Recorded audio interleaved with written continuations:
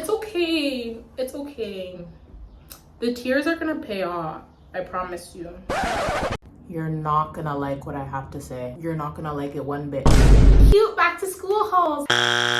Do not buy a single highlighter, pen, new iPad, new MacBook Air, the Muji store, even though they actually slap and I really do like them. What you need is, you might be asking yourself, what are her conjunct? Who is this girl? What is this? I believe that college is a scam. If you decided to make that financial decision, I feel bad for you suckers. You know, go in there with some type of, you know, school survival guide. Create a guide that will help you survive school. Your results may vary. I have a little sister and she's gonna be starting, and then I have a lot of friends that have like younger siblings, and they would always ask me like, oh Keisha, how'd you do that? Just vibes and a prayer, and then a lot of hard work and sleepless nights. Cry myself to sleep, overeat, and develop mentally ill tendencies. But hey, like I got my A's. Wow! I'm filled with the joys of academic validation. Like my top, shout out to Aubrey. Period.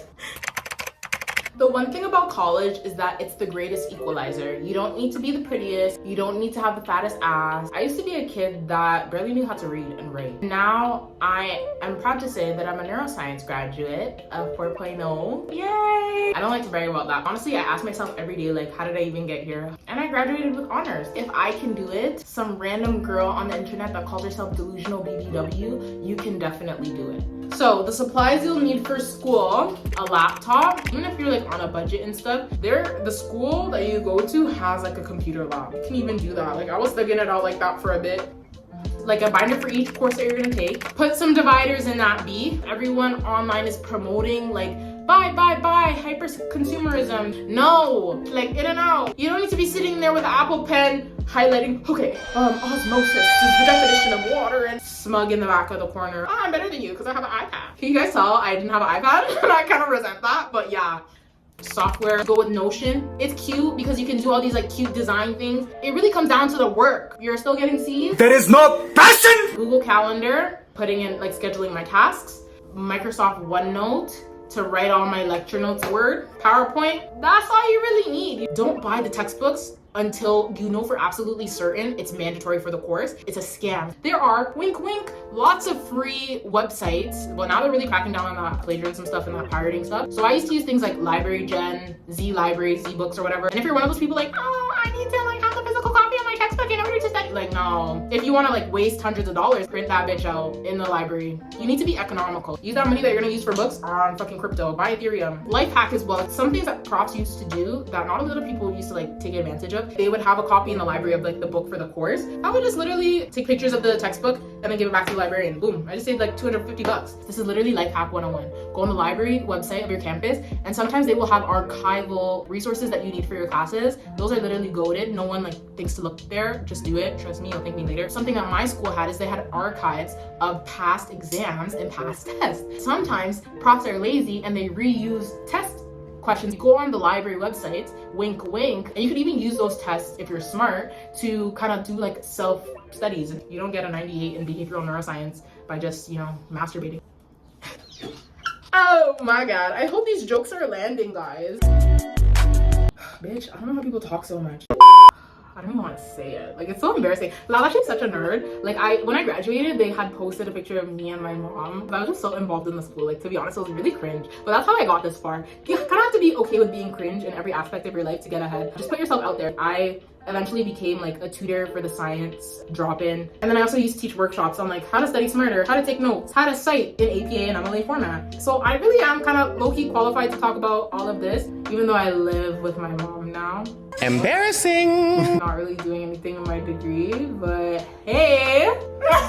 Oh my god, you see how what life after college looks like? Like, actually ask me what I'm doing with my degree right now. I'm literally a brow artist. Part-time social worker, part-time youth pastor, certified Indeed warrior. I will just keep saying I graduated with a 4.0 in neuroscience. Lastly, I just want to share the actual tips that will help you succeed. Pre-lecture, look in the syllabus and see if your prof has posted any PowerPoint slides or any textbook readings or any article readings. Skim through it and see if you have like anything that piques your interest or anything that you might have questions of. Come to the lecture like having primed your brain to the information that you're about to receive. During the lecture, you're gonna have already primed your brain. Since I read the PowerPoint slide ahead of time, I know this, but I was confused about this point. So I'm gonna ask a question. Prof, I have a question about, yeah, do that. Be a loser, be a nerd. It'll get you farther, I promise. And don't be afraid of what other people will think. Most people in there either don't care, have the same question, or are too scared to ask the question. For some people that have anxiety, it's like nerve-wracking, but I promise you it'll get you further. The prof might remember you and be like, oh, that's someone that actually kind of like showed initiative and like asked a question. I usually don't get those class.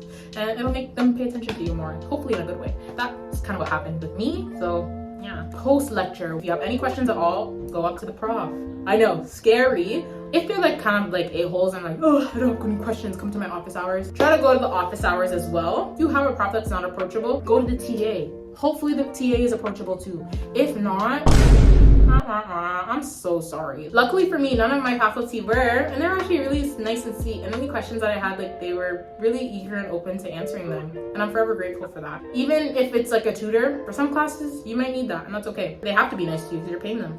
My school specifically had a help center. Since I was a STEM girly, they had like a science drop-in center, and that's where I met the best woman of my entire life. She was like an old sweet woman named Gail, and she literally helped me through first year chemistry, and ever since that, me and Gail were locked in. She made me love science and love chemistry, so shout out to Gail. If you don't have a Gail, sucks. Or take the initiative and make group chats. There's a lot of Facebook group chats that you can join. I know sometimes it might feel really scary to like reach out and talk to people, but you kind of have to get over that if you want things in life. Sorry.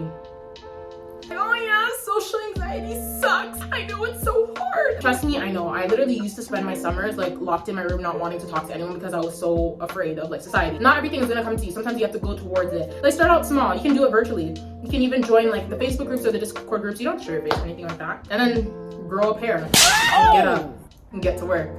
There's no such thing as a course being too hard. So I took organic chemistry, then I dropped it because I was so scared because it was like supposed to be the hardest course. I took it again, and then I dropped it, and then I took it, and then I almost failed, and then I persevered, and then I finished that. Proud and passionate. Like literally, if you ask me what 9 minus 7 is, I can't tell you. I am terrified of hard subjects like physics, calculus, organic chem. Been there, done that. Did I get the best marks? No, I didn't. I'm gonna be real with you. It's just how many times you like get back up and like force yourself to like, okay, like I'm gonna get this concept. I'm gonna do everything I can. Also, if you're not understanding something, look at the internet. You'll hit your head on your textbooks and be like, I'm not understanding, and then you're gonna be like, oh, I actually kind of low-key get it now.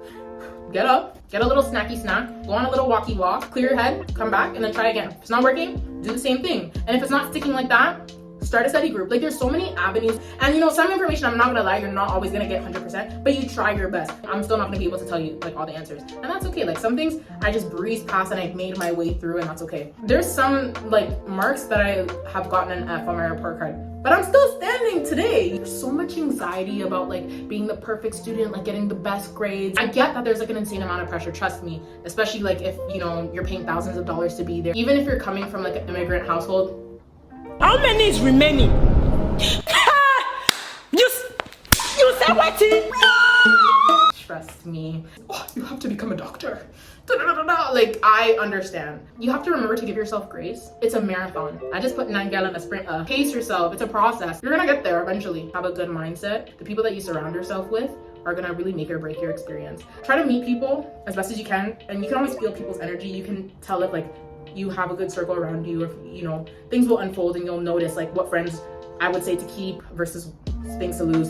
Be around people that are winners. Be around people, even if they're not winners right now, that are motivated to become winners or to become better. Don't hang around bums for too long. They're fun to party with, but not to stick around for the long haul. You want to be surrounded by winners and motivators so that you can become a winner and a motivator. Go to all your classes, go to all your labs, all your seminars. I'll be real with you, I didn't know exactly what the hell was going on during my labs. Some things you're just not gonna, they're not gonna be giving. Like 2 + 2 is not gonna equal 4 all the time. And you have to be okay with that. Like you have to be like, you know what, it's okay. Like it's not the end of the world. Because I've seen a lot of like my STEM girlies and gays, they're really like uptight. They're really like, if I don't get this yield, like my results are over and I'm done for. Like, it's okay. Breathe, baby, breathe. That's why you have a discussion section where it's like, ways I could have improved. I could have done this to get this yield. Like there's always things you can do, babe. The way you should approach school is, it's not that deep, but it's deep. You know, regardless of all the hotties, if there are any in your school, regardless of all the parties, like you're there for a reason. Don't party too much, but also, you know, have fun. This shit is expensive because it's a business. You're merely their profit pay. So start this process of mitigating your debt as soon as you freaking enroll. So I was able to get some like scholarships. Please, please, please utilize them. Create a freaking budget for yourself and create a realistic budget so that you include like your eating, entertainment, your books, your this, your that, even though you shouldn't be buying books because I told you. If you can, juggle it, get a job. I know it sucks. I also worked during school as well too, but I worked in school. They kind of have an idea that, oh, you're a student, and, you know, like they'll kind of make the schedule based on that. My first year I was kind of stupid because I didn't know any concept of money, so I took both the loan and grants, and they gave me a lot in my first year, and that I used to cover my tuition. And then the extra money, I was so dumb, bought a violin. Ask me like, what the hell? Second year, when they gave me loans and grants, I only took the grants. I only take what you need. I paid off like the rest of my loans throughout my school years. Please, please take this advice because I see too many students nowadays literally go throughout the 4 years and not like think about their loan until like the end. And then now you're asking, why is the government taking $400, $500 off of my paycheck? Especially when you finish college, like you're already thinking about like, how do I get a real job to sustain myself and, you know, participate in this capitalistic dystopian society.